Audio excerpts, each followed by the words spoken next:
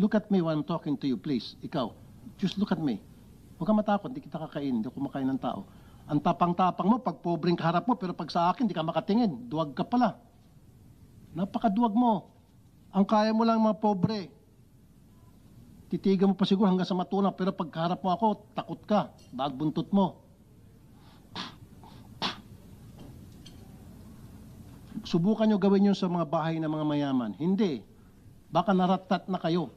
Nagagawa nyo yun sapagkat alam nyo walang kalaban-laban mga yan. And I have witnesses na dati nyo nang ginagawa pala yan. At kinukonsinti kayo na inyong chief of police. Pinasibak ko, ibinalik. Anong klaseng hustisya meron tayo sa Pilipinas? Pag pulis ang may kasalanan, binibaby-baby. Pero pag ordinaryong maliit na mamamayan natin, agad-agad nakukulong. Pag minalas-malas, sinasalvage pa.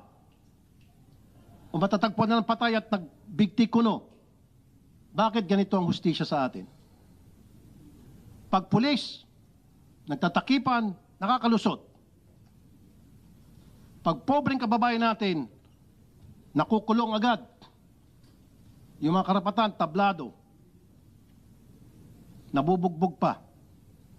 Ngayon, nasibak nga itong si Chief of Police dahil sa mga lapses na binanggit ko, ibinalik.